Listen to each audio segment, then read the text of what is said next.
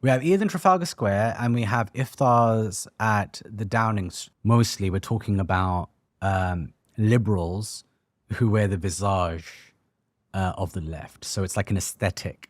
Explain these structural forces that hem in even sincere people and make them into hypocrites, really.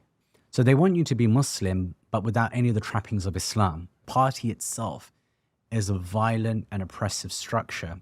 There is a window that liberalism permits for anyone to operate inside of.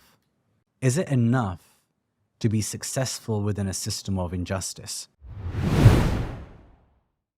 For as many years as I can remember, come election time, Western Muslim communities have been asked to support mainstream political parties in exchange for representation. Some commentators have praised the multiculturalism of countries like the UK, where the party system has integrated many Muslims into the political system. Here in London, we have Sadiq Khan, arguably the highest ranking elected Muslim official in the Western world. In the United States, there's a similar push for Muslims to support the Democrats and even the Republicans, and some have broken the glass ceiling and represent the parties at local and national levels. But does Muslim representation really work? On Gaza, we have seen the limits of the Muslim voice.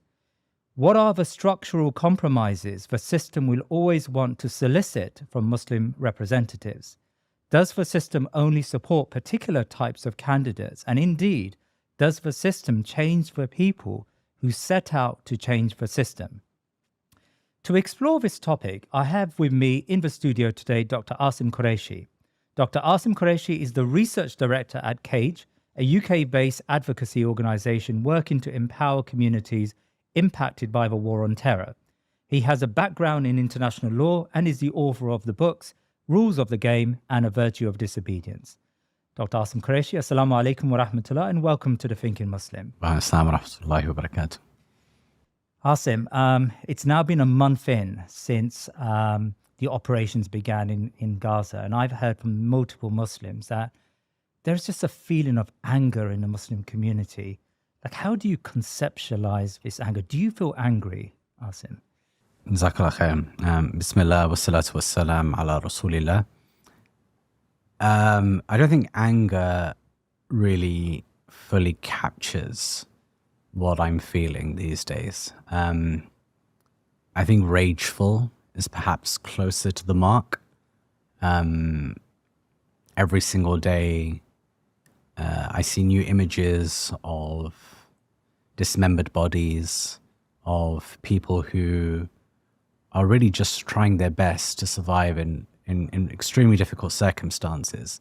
And it's amazing actually how full of courage they are as well at the same time. I think it's also those images that remind me that despondency is not part of our religion of Islam. That rage, this rage that I feel, it has to be directed to something more, something better. And that's really coming from them. It's just such an interesting dynamic. But yes, I feel full of rage. One part of that anger is how Muslims perceive their Muslim representatives in parliament and in politics in general. Can you bring us up to speed with the position of these Muslim representatives, say here in the UK, the Labour Party, and their position on Gaza? So I think, one of the things that we have to question about the question itself is really, why are we so interested and invested in the religious affiliations of those who represent us in Parliament? What does it actually give us? What do we gain from, somebody who professes to be of the same faith? But also then, how do we actualize our own politics despite them, if they're not willing and able to perform that function for us? And I think the Labour Party is a really interesting example to look at, because in my mind, there are really three types of Labour politician right now.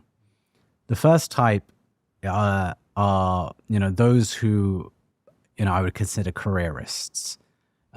Really, if we look at their voting behaviors, if we look at how they have spoken about our issues over many years, really that's indistinguishable from many non-Muslim members of parliament. So here I'm thinking of people like Khalid Mahmoud or Sadiq Khan, those who, either were involved in, at some point, promoting the war in Iraq, have definitely promoted securitization of Muslims, have refused to hold accountability for the ill-conceived ideas and policies of the Labour Party, from the Tony Blair era. So with these careerists, we really hold no hope whatsoever. So there's a second category of Muslim politician, those who they might want to do the right thing at times, but because of the way that Keir Starmer has structured the Labour Party, they don't want to fall foul of him. So Yasmin Qureishi, Shabana Mahmood, Afzal Khan, Naz Shah, these are the types of politicians that, you can see at times, you'll see a glimmer of a desire to perhaps represent Muslim issues, but, feel incapable of really responding to the system and the structure that that Keir Starmer's created. And then I think that you have finally a third category of Muslim politician in the Labour Party, and that's really the type that they want to do good. They've probably had a history of having pretty decent politics in regards to Muslim issues in the UK, maybe have a long history of activism, but they seem incapable of thinking outside of electoral politics as a way of, kind of change making. So, in this circumstance, you could probably say somebody like Zara Sultana or Afsana Begum kind of fit into that model. And, recently, with everything that we're seeing going on in Gaza, you have seen a number of councillors leave their positions. They've resigned. And I think that's a really interesting moment. It's something that we can perhaps think about a little bit. But, ultimately, if we're thinking about it from the perspective of ministers of parliament, I don't really hold much hope because of the way that the Labour Party itself has structured its politics.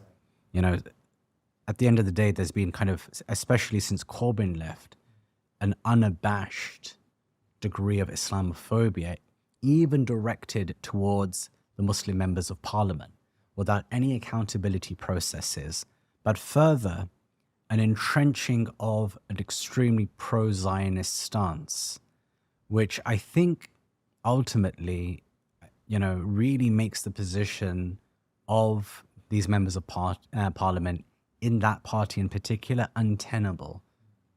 Because, your leader's basically saying he doesn't give a monkey's about your belief system, about your constituencies, about those that you claim to share a faith with. And so where does that leave you as a person when quite often the thing that you campaigned off of, which is, I am a Muslim who's going to represent Muslim issues in parliament, you haven't been able to effectively do to the leader of your own party? Asim, I suspect you and I have never really believed that Muslims can assert their influence through electoral politics. I certainly haven't ever believed in the Labour Party or the Tories, or when Muslims in America said that we need to all vote for Biden because he said, inshallah. I just found that to be deeply cynical and found them to be deeply immature when it comes to political matters. But there are Muslims who have been taken aback by just how Zionist and how pro-genocide Biden and Starmer and other left-leaning politicians around the world have been. It's got to a point where they're, as you said quite rightly, they're deaf, dumb, and blind to the Gazan cause. Should we feel surprised at how the left has betrayed the Muslim community? I mean, I'm not surprised at all. And also, I mean, I think we need to think a little bit about, when we say the left, who we're talking about here, because really, mostly we're talking about liberals who wear the visage of the left. So it's like an aesthetic for them. Keir Starmer is not the left by any stretch of the imagination. So what we're really talking about are liberals. And liberals have never been friends to Muslims in any shape, form, or manner. And we know this throughout the history of the Black Civil Rights Movement in the US and various civil rights movements around the world. Even Martin Luther King called the white moderate, extremely dangerous in terms of the struggle itself that they had. Yeah. And so when we think about Labour, we have to think of it in terms of a certain type of liberal politics, which effectively harms us in the long term. Because, look, when it comes to the right, so the Tory party in particular, we know that there is this kind of like almost pathological dislike or disdain for Islam itself, unless it suits them on one particular issue or another. Now, liberals claim that they are unlike the Tories or those on the right. Open-minded, Yeah. multicultural. But effectively, everything that they do becomes tantamount to the same thing. So they want you to be Muslim, but without any of the trappings of Islam. So almost like you wear it as like a hat or a cloak. Yeah, I'm a Muslim, but actually, if I profess any of my beliefs, then that becomes an issue. And so, yeah, I mean, am I surprised by what we have in relation to this Labour government in particular? I'm not surprised at all.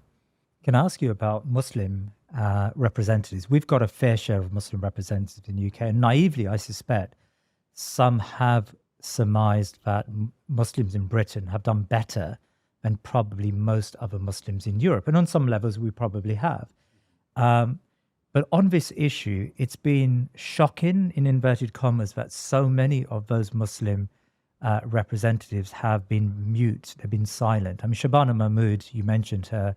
She's the MP for Birmingham Ladywood. I think it ranks in the top 5 Labour Muslim constituencies in the UK. Apart from writing a really weak letter to her constituents, which played for both sides' argument, she has been silent. Now, Shabana Mahmood, after Sadiq Khan, is probably the most, at least in England, the most important Labour member. She's the policy director of the Labour Party. And will be behind the next Labour electoral strategy and campaign. I suppose I'm asking, like, why have they remained so silent after such a prolonged few weeks of genocide? I mean, I think they're worried about being disciplined or cancelled by their own party leader in Keir Starmer. I really think that's very much at the heart of why they took so long. Shabana and Zara and these politicians,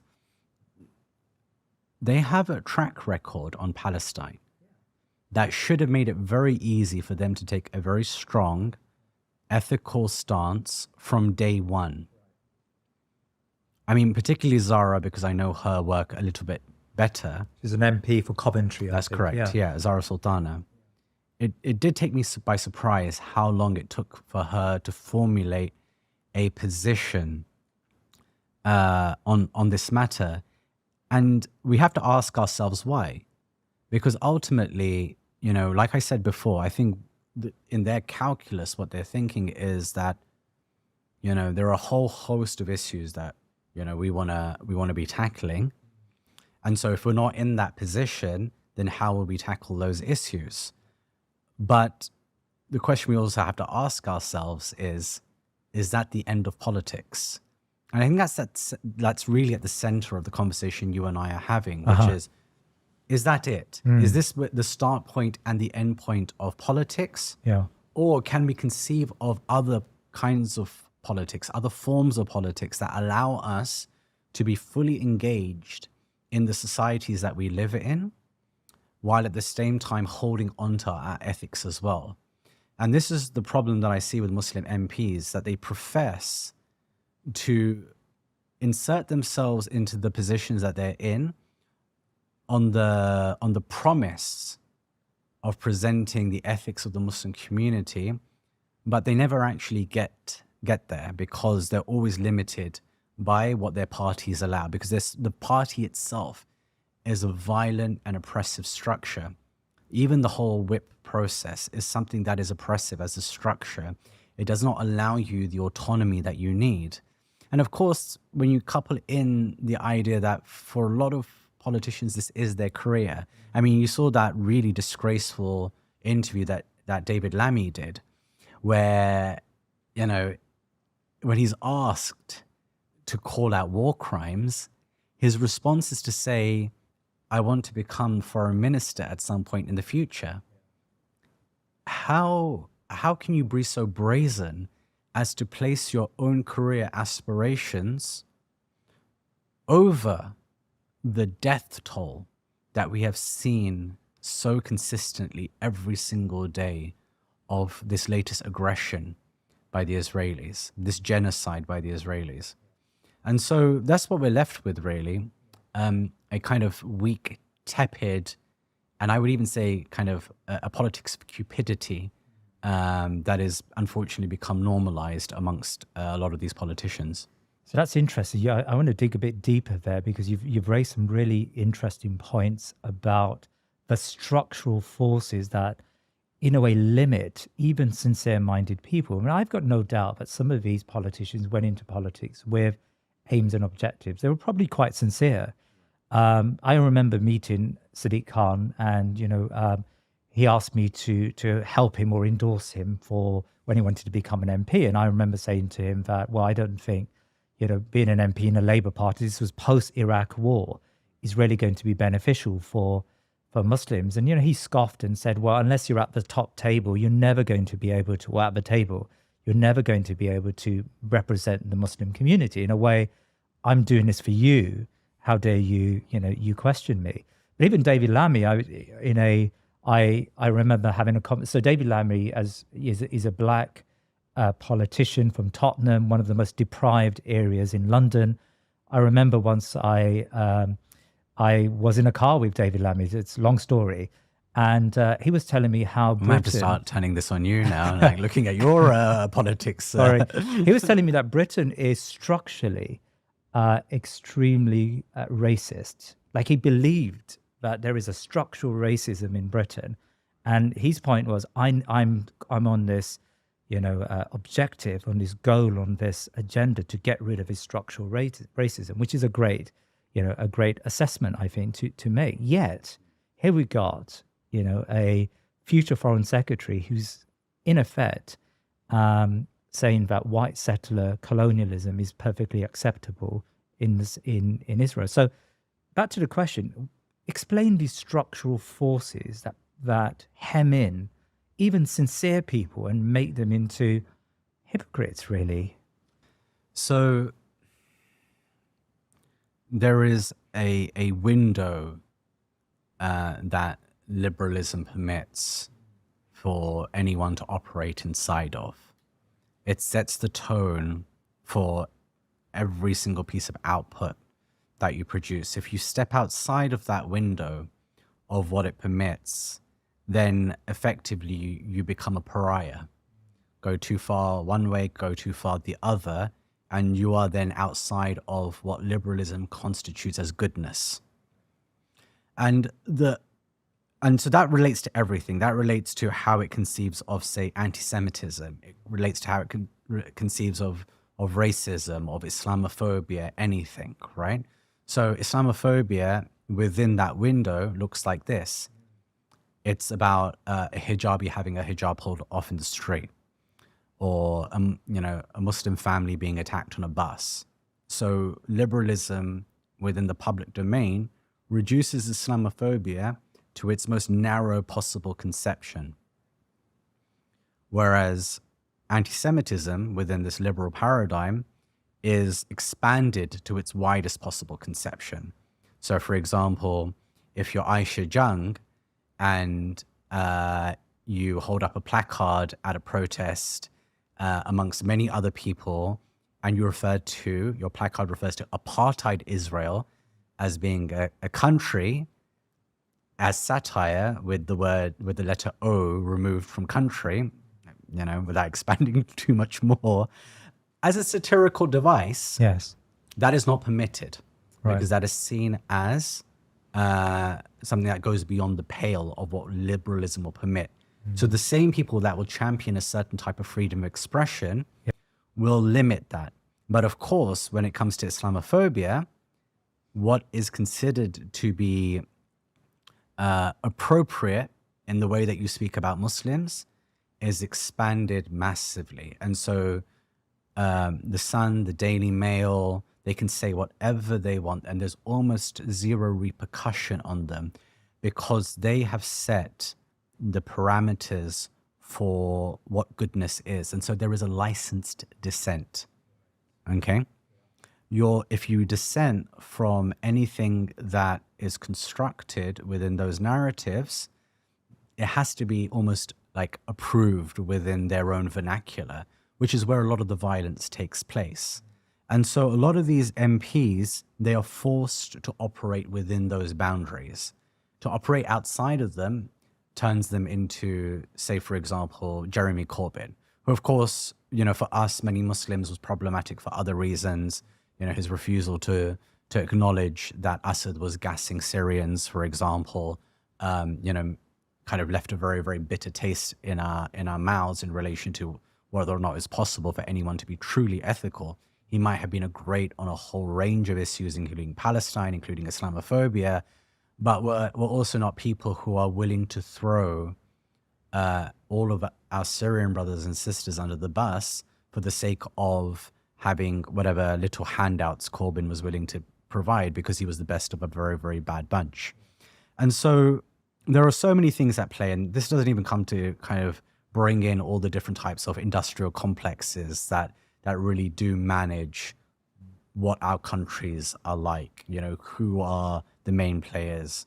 So it's complicated, but I think if we just use that window of liberalism as our frame, we can kind of see how everything is managed carefully.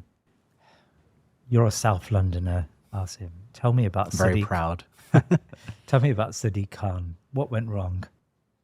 I mean, I said it right at the very beginning. I see Sadiq Khan as a careerist, as somebody who has always had one eye on how to further his career in various ways. So, first when he became an MP, I mean, like you, I remember him going from mosque to mosque, promising that he would be representing Muslims, that his being elected was really the key to Muslim representation in the UK.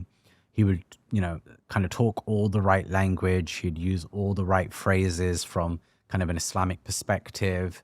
But ultimately, really, if we were to analyze from, let's say, 2001, the beginning of the global war on terror, up until this date, if just we did a cost-benefit analysis of Muslim MPs and representation on Muslim issues, right? What has it actually got us? I would say very little. We've got Eid in Trafalgar Square, I think. We have Eid in Trafalgar Square, and we have iftars at the 10 Downing Street. But other than that, it definitely did get us a war in Afghanistan.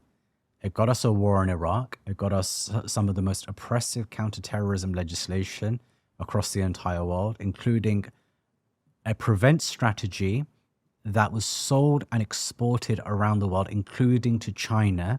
So what the Uyghur have been facing in terms of their cultural genocide was taught to the Chinese by the British prevent policy. That is all stained, all of that blood is staining the hands of British politicians, British Muslim politicians, who refuse to hold any of their leaders to account, whether it was Tony Blair, David Cameron, Theresa May, Gordon Brown even before that, right? Up until this contemporary moment with Rishi Sunak. and of course their own party leaders, even though he's in opposition with Keir Starmer. And so really, what have we got out of all of these years of representation? I think we've got far much more out of Muslim civil society than we've ever received from Muslim members of parliament. I do want to explore the civil society point in a second, but isn't there an argument to suggest that young people in particular, a young child growing up in multicultural Britain, the more they see representatives that look and feel like them, the more they're going to be inspired to become, wherever it may be, lawyers or engineers or politicians. So there's a net benefit just from a raw representative perspective.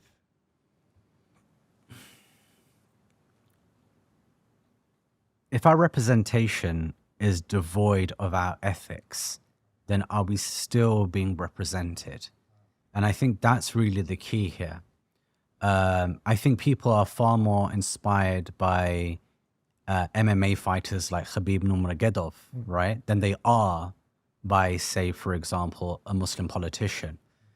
I'm not saying that MMA is perfect or anything. That's not my intention in making that example.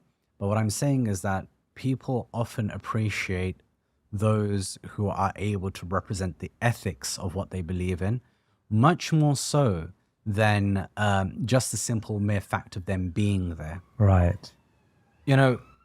We can be represented in many, many different ways. The virtue of our presence in that system does not mean our success. And the Qur'an speaks to this explicitly in Surah Ghafir when we're given the example of Qarun.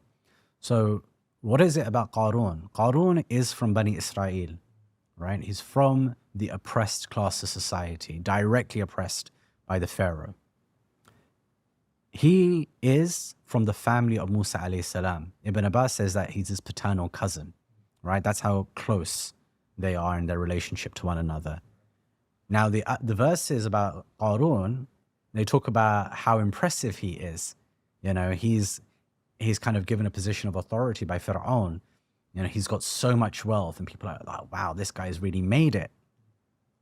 But Allah subhanahu wa ta'ala says about Qarun that Qarun betrayed his own people, that his representation within the system is actually a detriment to who? To himself.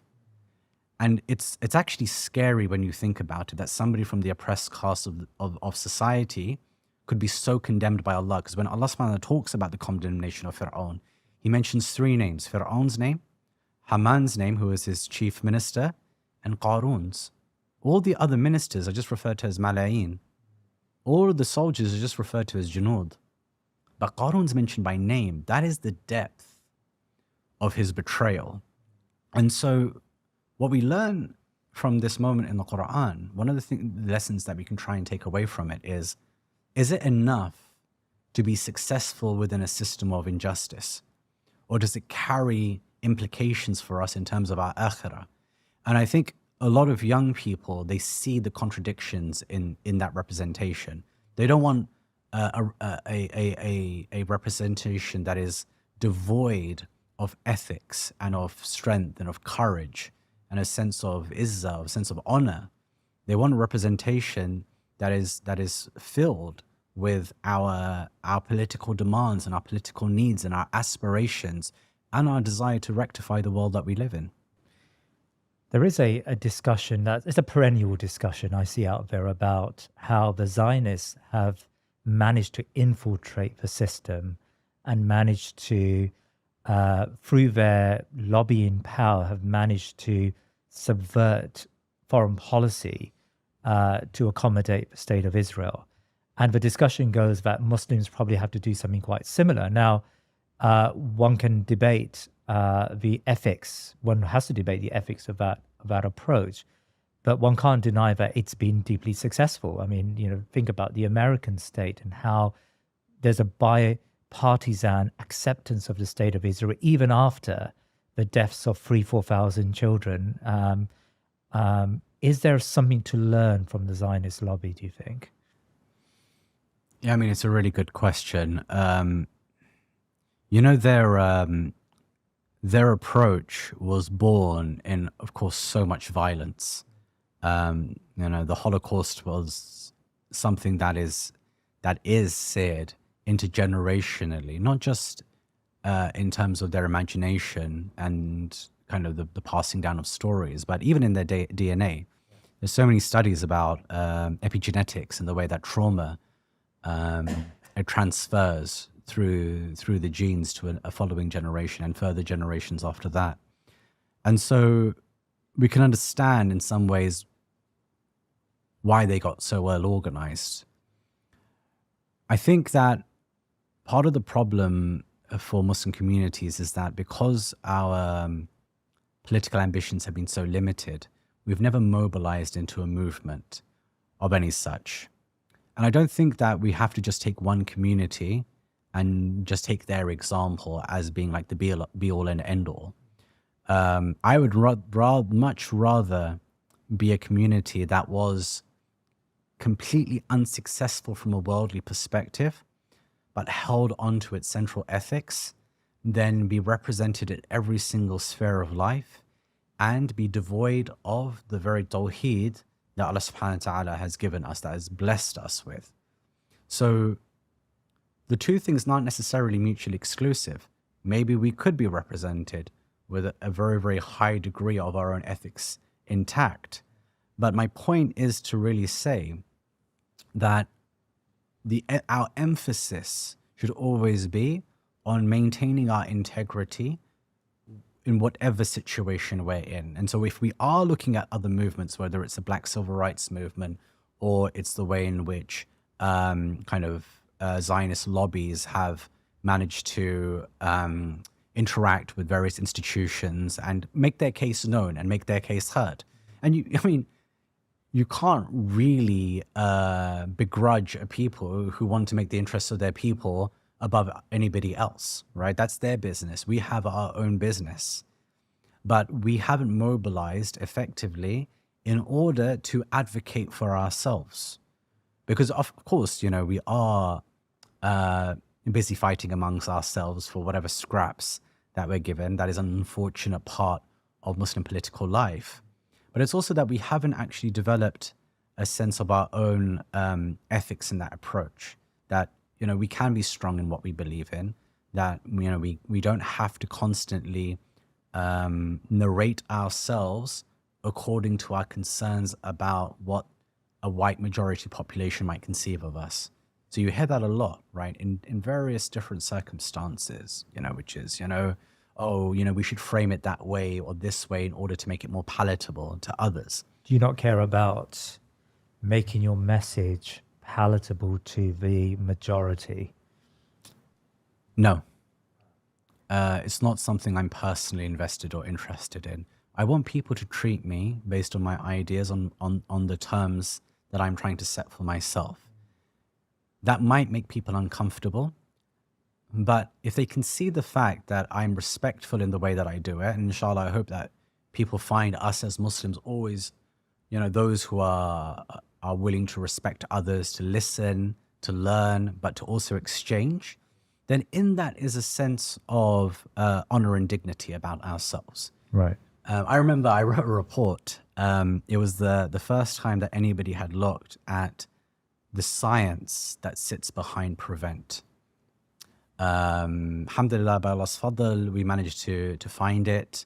It was something that was being hidden from public view. We managed to find a methodology paper, even though the actual study itself was hidden. So we analyzed the methodology paper. We sent it past 19 different experts across disciplines who helped to verify the kind of veracity of our research. And it was a big deal. And I remember the night before we released it, we thought, okay, this report is such a big deal because it's exposing how utterly racist the government's prevent program and strategy is. We should bring the major Muslim organizations in the UK along to present it to them so that they are prepared to talk about it when we release it the following day. And so we did that. The most important Muslim organization sent their, in terms of a representation perspective, sent their vice chairperson, vice secretary, to our meeting. Yeah. He listened to everything, whatever else. He was the first person to speak after we finished our presentation. He said, this is possibly one of the most important contributions that has ever been made by Muslims in the UK, because it really undermines everything that the government's doing so far. And then he said, and honestly, this broke my heart. He said, don't you think it would have been better if you had had a white academic front the report? And this organization, it pretends to present the Muslim community in an equal citizenry to everyone else, that we are the same as all of you. We're on the same terms, everything's fine. We're just as British as everybody else and whatever else. Okay, we don't care for that narrative. We'll say it as it is, which is there is a two-tier system in this country. We are treated like second-class citizens because the law and policy have been constructed to treat us like second-class citizens, right? So I know that as a material fact, you pretend like that doesn't exist. We are not starting from the same position. But the difference is you pretend that it doesn't exist, but still internalize the two-tier system.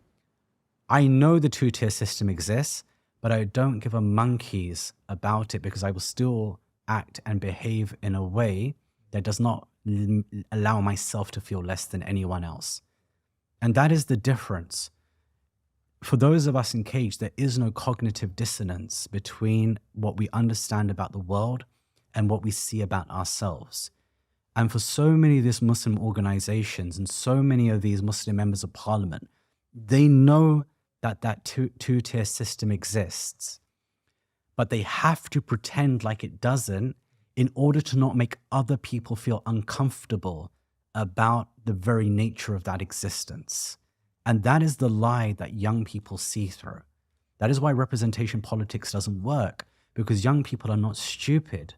They can see through this facade that has been created by, unfortunately, many Muslim representation organizations that is not true to the reality of their daily existence. They can see that Ukraine is spoken about differently to Palestine, that Muslims, that Islamophobia is spoken about differently to anti-Semitism, that within these structures of power, there are all sorts of two tiers at different levels that operate in different ways. But at least I can say with my hand on my heart that we don't hide that material fact from anybody.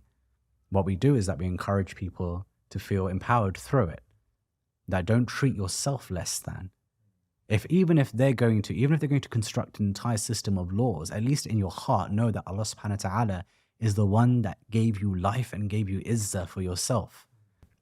So that's interesting. I mean, do you have some room for optimism when thinking about how young people in particular are seeing through this facade? You talk about these representative organizations. Many of them are probably, one can suggest, they're full of the older generation who may have a deference towards the West and towards the British, and some of that may be, may be a legacy from colonialism. One can think about that, but young people tend to be less enamored by these superficial systems and are more open to pointing out the contradictions that exist in the political space. I mean, are you optimistic about young people?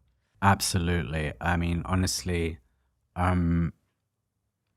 seeing the difference in activism on the streets of the UK since 2001, when many of us kind of came of age, right? Yeah, I mean, we had to, right? 9/11 was such a stark moment for us because overnight, the already otherizing that we felt from like an everyday racism perspective got propelled into a Muslims in particular kind of lens, right? The spotlight was squarely on us. And so everything that we already felt got magnified manifold times. And, I remember being a young activist in university, and almost feeling suffocated all the time. I remember when we started our work at Cage, no masjid permitting us into the mosque to talk about Guantanamo Bay, about why it was such a terrible thing, and about due process and rights, and just basic ideas about how Islam itself requires a response from Muslims that is connected to the space of justice and of rights. Um, and that didn't exist in those days. Like, we were still seen as fringe and pariah. But now, mashallah, we have got a whole generation who are looking at the world and realizing that there is something wrong. We have so many young activists who are doing environmental activism. They care about Allah's earth from a spiritual sense. They're connected to it spiritually. They say that, you know, part of our deen is to take care of this earth itself. And so involving themselves in that kind of activism. You've got anti-racism activists who are looking at the Qur'an, reading the Qur'an and reading into it, you know, the fact that, you know, Iblis says, Ana khairu minhu, you know, like, you know, I'm better than him. And reading that as like the genesis of a very, very racist argument, and understanding that we have obligations towards ending racism. So you have like this whole proliferation of young activism. The problem is that, you know, I believe that a lot of our traditional institutions attempt to mollify and pacify them, pacify that energy and channel it back into representation politics as the only means by which real change can be affected, rather than challenging that young energy into building a mass mobilized movement of Muslims. And I'm not just talking about voting as a bloc, because I think you and I both know that voting as a bloc, for a start, is structurally difficult in the UK because of the way that our political electoral system is structured. Maybe in one or two places you might be able to do that. Maybe you can unseat an MP, but largely it's very, very difficult to do. But is there another politics outside that? I know you want to speak about that later, and so, you know, when we No, get why about don't we? Well, let's talk about it now. What is the alternative? If your suggestion is that, or you assert that electoral politics tends to not work, and Muslims are never going to find a solution, an answer within the party political system, especially in these sorts of countries like the US and Britain, where the system is extremely closed and you've got these two parties that are basically the same. What alternatives do we have available to us? so here's the thing. In our schema at Cage, you know, how we conceive of what success looks like. Success for us has nothing to do with the material world. And I think that a lot of Muslim organizations and entities forget that. They don't even incorporate that into their own personal organizational identity. That success is not something that you can touch in a material sense, because even say, for example, you're materially successful, what was the state of your heart like? What were your ethics like in the process of gaining that thing? Maybe the thing that you gained is the thing that leads you into the hellfire, right? So we, to start with, have to restructure from the perspective of our own belief system the very notion of what success looks like, because time and time again in the Qur'an, we're told the same thing, that those who are successful aren't the ones who necessarily win in the material world. That, and I'm not saying that this is a pessimistic view of the world. We still have an obligation, because the prophets, every single prophet was brought, really did two things at the same time. They brought a message of Tawheed, which is something that we all must be doing all the time. Sometimes activists forget that. They forget that in the course of their anti-racism work, or in the course of their work against Islamophobia, they forget they actually have obligations to speak about this religion as well, that they have to promote that Allah subhanahu wa ta'ala is one, that Prophet sallallahu alaihi wasallam is the last and final messenger, and that Islam has solutions for life. But so Tawheed is one message, but the Prophets also brought this message of social rectification. That, if you're like, for example, Shu'aib alayhi salam, who I think is probably the most profound story in terms of this secularism that takes place between these disparate spaces. It's his people. The sin that they're punished for is ultimately saying, what has your prayer got to do with the marketplace? Right? And Shu'aib is saying the two are, alayhi salam, are inextricably linked to one another. That actually you cannot pray adequately unless your dealings in the marketplace are adequate, as an act of ta'abbud, as an act of worshipping Allah. And so we as well, actually, as Muslim organizations, have created this kind of religious secularism, which is, the idea that you pray, you do all your rituals and whatever else. And then there is the space of politics that exists outside of that. And we forget that all of these areas for a Muslim are inextricably linked. They cannot be separated from one another. And so the very, very kind of meta assessment of what change making looks like has to be that reframing that success for us has to be situated in the place of ethics, that we hold on to our values, that we are ethical on this earth. Now, after that, we believe that, yes, people can get involved in representation politics and whatever else. Sure, why not? In fact, actually, in Surah Ghafir again, you have the mirror image of Qarun is the secret believer who's from the family of Fir'aun, and he uses position in a system of oppression to save Musa alayhi salam's life, to do something good from that position. So it's possible to get inside the system and do something good. The Qur'an presents that idea. It's very difficult though, because the structure, the overall structure is still oppressive. And so that person has a very, very tough job. They have to have a very clean heart and a very tough job. But for us, always the power is in mobilizing people. And that is the alternative politics we need at this time.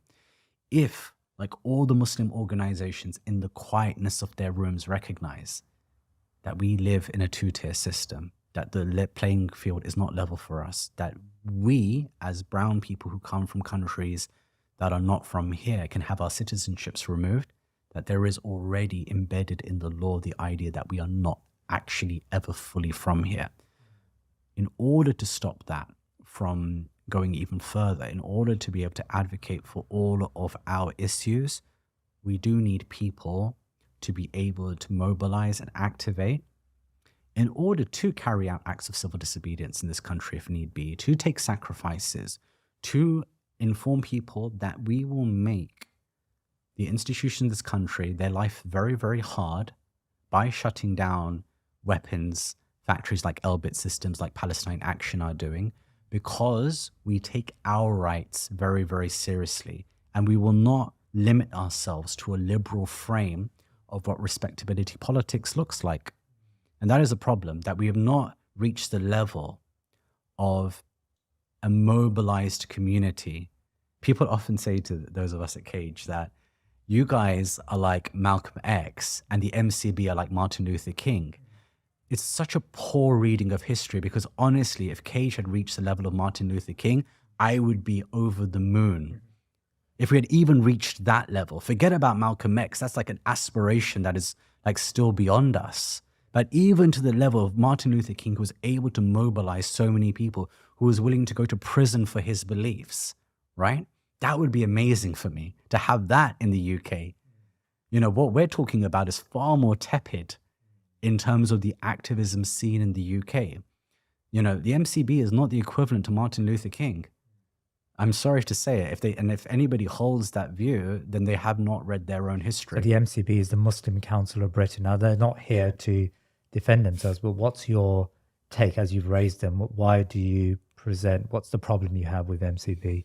So the MCB, it claims to represent affiliates, organizations around Mosques the UK, mosques and yeah. community centers and community organizations.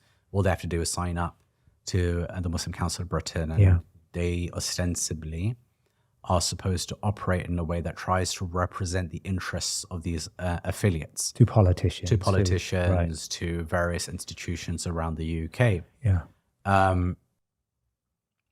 So far, at least in the time period that I've been an activist, I have never seen an action taken by the MCB that I felt really, really represented the interests of the community at large, that represented our ethics.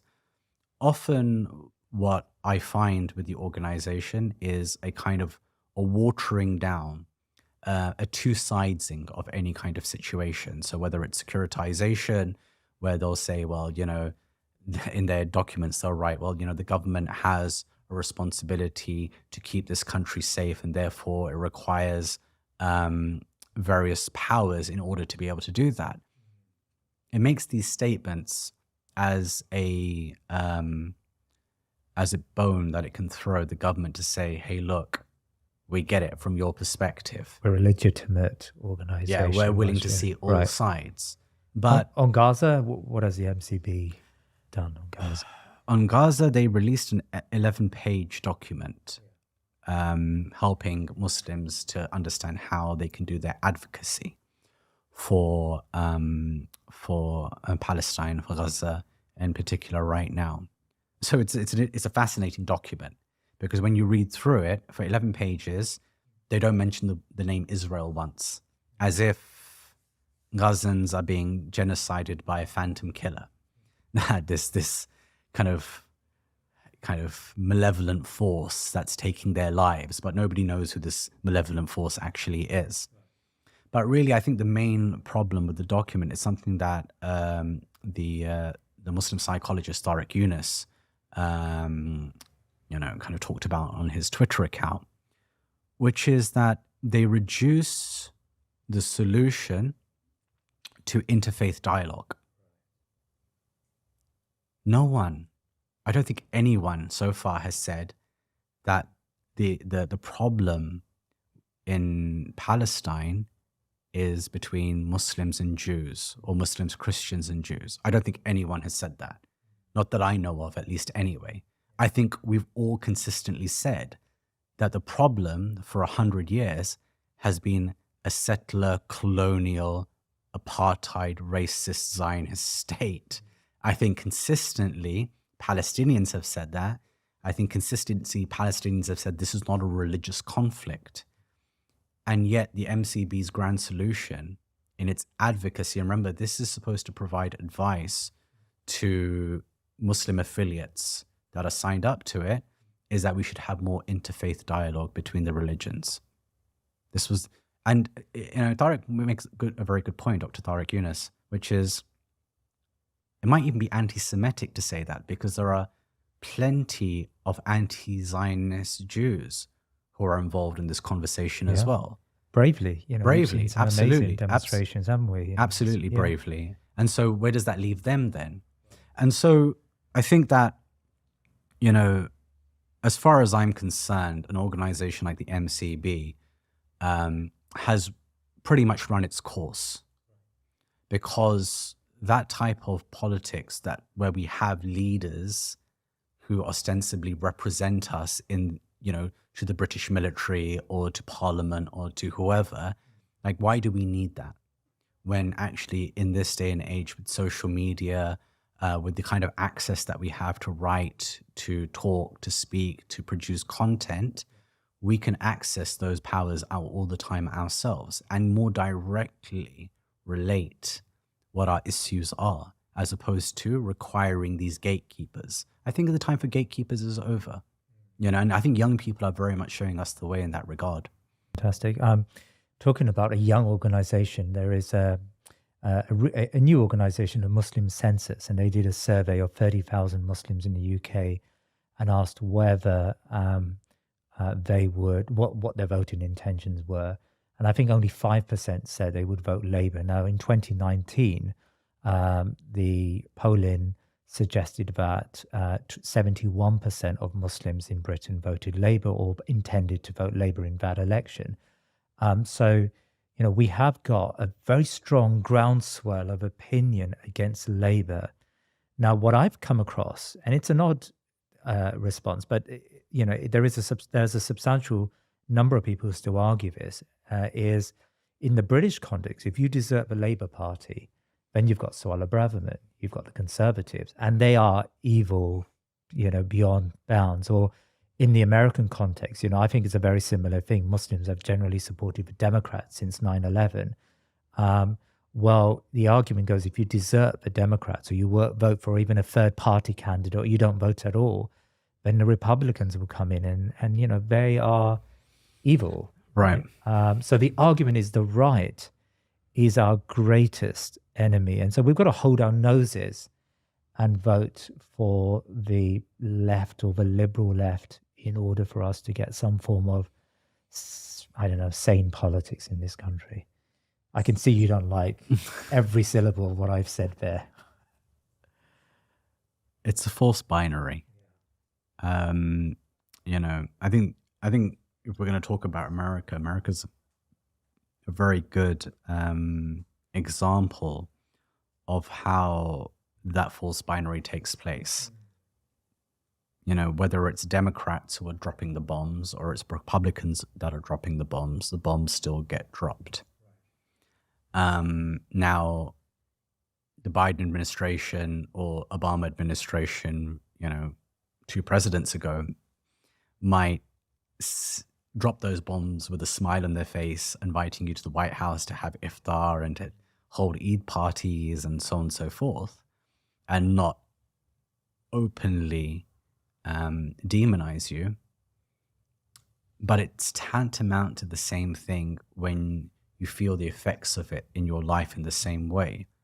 The Obama administration, who expanded the drone program in Yemen, Somalia, and in Afghanistan to a degree that had never been seen before in the Bush administration. The same Obama administration that refused to hold torturers to account, choosing to protect them instead. And a whole litany of other Islamophobic policies. The Biden administration right now, who literally is rolling its foreign policy out over the mass graves of Gazan children, I don't see how this in any way, shape, or form allows us to conceive of a lesser of two evils argument. And the same thing really applies with the Labour Party now in relation to the Conservatives, which is Keir Starmer really that much different than anybody in the Tory party? He wants to be tough on crime. He's already expressed lots of Islamophobic sentiment already within his party, treating his own party members with absolute disdain. Has literally gone on the radio calling, kind of okaying a war crime in the context of taking away the electricity and water from Gazans and saying that's absolutely fine. So what is it that we're looking for from these people? Because really it's tantamount to the same thing. And so I think that we need to see that there are ways of mobilizing outside of this, that putting our political stock in these two parties in particular is not the be all and end all of our politics, that actually we could say we're not engaging in this and still live a political life and still be able to mobilize and still be able to make an impact on the way in which they conceive of us.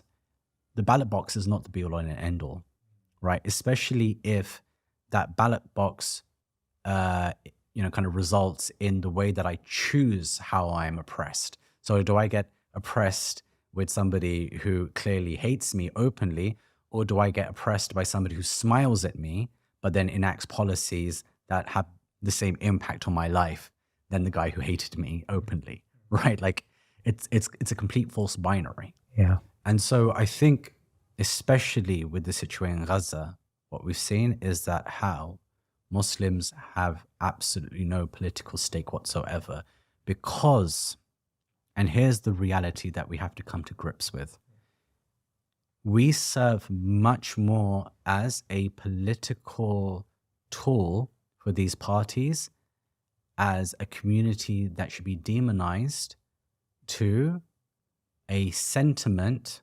within a certain class of society that hates us, to appeal to their votes rather than to appealing to us directly. So we're much more of a political tool in that regard. We we serve a much greater purpose in being demonized than we do being pandered to. And that's just a reality of the politics right now. Ironically, of course, the very people that they're trying to pander to are historically and to this day racists and anti-Semites. Lars Berndsen, he has a very good book, Eric Lars Berndsen, called The Liberal Roots of Far-Right Activism, where he shows that all of these far-right groups that are constantly being pandered to by the Starmer Labour and also by the Tories, their roots are in homophobia and in anti-Semitism.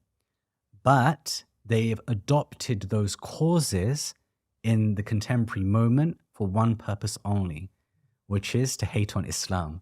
And so this is where there is a convergence between all of these different interest groups, right? So Labour would much rather tap into that by not seeing to be too close to Muslims and gaining those votes, than to show publicly that we think that Muslims should be defended. I mean, it's clear that the Labour Party require working class votes that they lost in 2019, the so-called Red Wall, as well as Conservative seats down south. And as you said, those demographics, they tick the boxes of those people who've got antagonisms towards Islam. And so you're probably right. I suspect you're arguing that Keir Starmer actually relishes the fact that he's taken this hard line on Gaza and that he's alienating the Muslim community, because there's a greater gain to be made amongst these white, in inverted commas, racist voters. Can I ask you about, you've raised the US context there, and before Gaza came along, there were a whole series of real social issues that we were very concerned with, especially in terms of our kids at school, the trans agenda and the rest of it. And I've heard now from a number of US Muslims that we can't change them on foreign policy, so let's not try to do that. But when it comes to just social issues, the Republicans are better. They've got a tougher line on abortion. They've got a tougher line on trans rights. They've got a tougher line on drugs. And, it's the Republican states that have banned these drugs, whereas in California, the smell is everywhere, right? So they've come to a conclusion, I think rather naively, but I would like to get your take on this, that we probably need to flip now to the right and to the Republicans. I mean, how would you respond to that? I mean, you took the word right out of my mouth, which was not the word naive. You're going to go to somebody that has told you explicitly so many times over decades they cannot stand the sight of you being alive, let alone living amongst them in their country, that you are a political hope because you hate gay people and transgender people. And this is my point, right? That we're always looking for a sanctuary in somebody else's narratives, in somebody else's power, that somehow those who hold power are the be-all and end-all of our politics, rather than simply saying we hold our own values on our terms based on our relationship with Allah subhanahu wa ta'ala, that regardless of what you think of us, that we have enough sense of honor in ourselves, that we have enough sense of honor in our faith, that we don't have to hide it from anyone, that we don't require anybody else to tell us that this is the right thing or the wrong thing to do, that we are not, but also that we're not going to simply hold hands with you because we agree with you on one issue while you drop bombs on the head of our children elsewhere in the world. And it's this kind of, I think this happens more in America than anywhere else, really, which is this American exceptionalism, Muslim exceptionalism, that somehow anybody actually gives a monkeys about the long-term project of American Islam or British Islam or anywhere in Europe. The vast majority of the Ummah lives outside of these countries. We are not so special that we require a particular concession, that we get to act against our own ethics for the sake of our longevity. I'm sorry, but that's a level of self-conceitedness that that's not only naive. I think that's antithetical to the interests of developing an ummah consciousness, of an ummah we approach to all of our issues. Who are we going to throw under the bus for the sake of our own longevity? And some people will say, well, that's too idealistic. We've never tried idealism. We've been so pragmatic for so long that we've literally dug ourselves into a hole where we cannot even be fully Muslim without somebody else's permission. Perhaps what we need at this time is a degree of idealism that we've never had before. An idealism that actually allows Muslims to feel a sense of honor about who they are and how they belong. What about the notion that if we cut ourselves off from the political system, we're going to be disenfranchised, we're going to be marginalized as a community? And as a result, yes, we've had the anti-terrorism laws, yes, we've had Prevent and the various bits of legislation. I'm in a way answering my own question Yes, here, I mean, but could it get worse? Could it get any worse? Well, it has been getting progressively worse. Yes. Has all of that representation that we had moved the dial in a way that we can say, oh, things are looking up for us?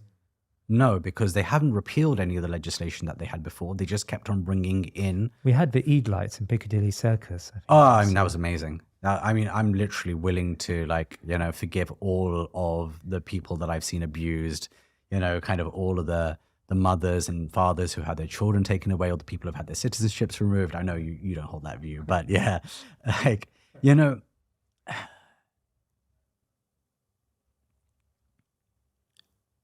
the question we have to ask ourselves is, at what cost do we get those things, right? Yeah, no doubt, it is nice to see Eid lights up in Piccadilly Circus. It's amazing. You were in, the colonial metropole, okay, in London, and you walk down Piccadilly Circus, and I saw them, and they look very pretty. It was an incredible thing to look at, and a bizarre thing, because you're in central London and looking at this thing where normally you would see snow angels and whatever else at Christmas time and whatever have you, and kind of frosty things and whatever. And there you had Eid lights instead. So it is a remarkable thing. But is that used as a way of disempowering us and giving us a false sense of our own impact in this country? Do we then forget about the families who are suffering every single day because of Islamophobic policies? Do we forget about the people who are being referred to Prevent? At what cost? And even if it was only happening to one person, should not that one act of oppression be enough for everyone to drop what they're doing and say, what the heck is going on here? How is it that we are allowing one person, one Muslim, to be oppressed in the way that they are? But we get so caught up in moving from one thing to the next that we forget that there are people suffering every single day. And our religion has taught us that it is the oppressed that we should be putting first. The Prophet ﷺ, it's an amazing hadith, and one that has really sat at the center of most of my work, most of my working life, which is that he's performing tawaf around the Kaaba. So he's doing his circles around it, and he stops. And he looks at the Kaaba and he starts speaking to it. And he says, oh, how beautiful you are. And then he says to the Kaaba that know this, that not you, nor the environs that surround you, talking of the city of Mecca itself, are worth the sanctity of a single Muslim. This hadith is so profound because it sets up for us a sliding scale of importance of what it means to be a Muslim.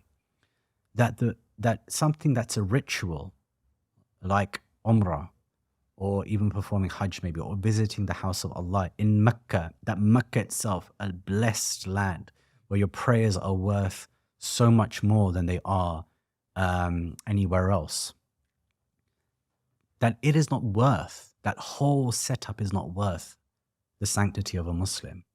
And yet, the sanctity of Muslims are being defiled every single day while we live in this country. But yet, we get happy at Eid lights, as if somehow those Eid lights make up for people who are crying.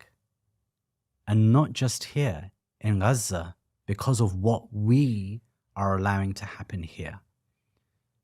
And so we have to ask ourselves the question of, what does that representation look like? But more importantly, what do our politics look like? And our politics can now, going forward, not simply be reduced to party representation or gatekeeping representation. We have to be done with that completely. We need to have many more young people involved. We need that for them to be leading the charge on mobilizing, on taking risks, on holding institutions to account, on saying that we are not here on anyone else's terms but our own. And we will not allow a party like the Labour Party to disempower us by boxing our issues into some promise in the future. Oh, if you vote for me, we'll take care of you in the long run, but let's just get into power first. We're not waiting for that. We want that right now, right this second. We want Gazans to be free of the shelling right this second, not at some promise in the future. And so that's where I think this community really, that we together need to mature together and to grow up together and envisage a different world of politics together, inshallah. One final question, Dr. Asim Qureishi. We started this conversation talking about the deep anger that's felt over what's happening in Gaza. It's been wonderful to see how many Muslims have realized that we've got to do something. We've got to, on so many levels, we are deficient in terms of our political activism, and we have to change our ways and we have to organize. How do you think we can organize in a systematic way to not just deal with the next Gaza, to deal with the next atrocity, but actually to change the system so that the system works in our favor? So, Jazakallah khairan for that, this question in particular. For a start, I think we need to do ta'awun ala birr wa taqwa. So, to cooperate with one another on righteousness, on goodness, and on a consciousness of Allah subhanahu wa ta'ala as Muslims. Our house, the edifice of the ummah. So when I talk about our house, I'm not just talking about us in the UK. I'm talking about all of us. It is on fire all over the world. And we are busy having debates around things like the Mawlid. Doing that, having a debate on the Mawlid in this time, in this age, is akin to being inside that house, walking down the stairs as you're leaving and seeing that a picture is askew and spending time trying to right it. We cannot afford to be like that anymore. These debates, these discussions, when inshallah there is justice on the earth and we have reestablished ourselves as people who are committed to righteousness and committed to working with one another, and there is justice for people on the streets every single day, then inshallah we can sit down and we can debate until the late hours of every morning with one another about whether or not the Mawlid is something that's permissible in Islam. Until that moment comes, I am uninterested in this current moment by those types of debates. And if we are having them, it shows that there is a deficiency in understanding the moment that we are in. We have to find ways of organizing alongside one another. But more so than anything else, we must be very, very strict about anyone who puts something out into the public domain that puts their own safety and longevity above another Muslim's cause elsewhere. So they want to save their mosques or their organizations or themselves, right? So if they take a position because they feel like their project is important, but that comes at the detriment of other Muslims, say, for example, say, we're going to take prevent funding because we don't want to seem like extremists, right? And we want to make sure that our mosque project is in a continuity, that it carries on, then this has to be seen as khiyana, as a form of treachery and betrayal of the interests of the community at I large. mean, we've seen some of that over Gaza, right? We've seen some people argue that the resistance brought it on themselves, and this is all part of, our own internal failure. Right. And so that has to stop, this kind of dividedness amongst us, and the whole idea that of self-preservation. Honestly, alhamdulillah, if we have yaqeen in what Allah subhanahu wa ta'ala says, then this religion has already been preserved. This religion does not rise or fall on the basis of our actions. We rise and fall on the basis of our own actions, not the religion itself. The religion is protected, and the hidayah of every single person is protected by Allah subhanahu wa ta'ala. He is the one who's going to grant it. Your little project in Dudley is not going to save the religion itself. Trust me, it's not. Inshallah, this religion will survive regardless of whether or not we do, right? And so we have to internalize that within our institutional structures. We have to internalize the idea that cooperating with one another, of holding hands with one another on the issues that affect the ummah is the priority above all else right now. So we've got to build networks. We've got to organize ourselves and get people to work in one direction. Absolutely. And I feel that is the most important work that any Muslim organization can do right now. Especially, with elections coming up. If this work happens and people are able to see that, oh wow, those organizations that were theologically divided amongst one another, they're actually cooperating. They're doing joint events together. They're talking about Islamophobia together. They're talking about Gaza together. They're doing all of this stuff together. The cumulative effect of that will be inspiring for Muslims, because they'll see that, oh my God, if our leaders and our organizations and our institutions are able to put everything aside for the sake of a much larger cause, then inshallah it will inspire them to understand that mobilization is possible.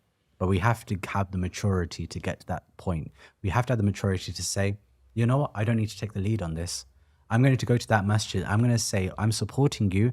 You have your speakers, you have your programs. We don't even need a speaker. We just want to put our name next to yours to say that we support you, that we want to do something for Gaza together, that we want to send a message to Keir Starmer and to his entire cabinet and to Rishi Sunak and his entire cabinet, that there is no difference in any part of this Muslim community about how we see Gazans in relation to ourselves, inshallah.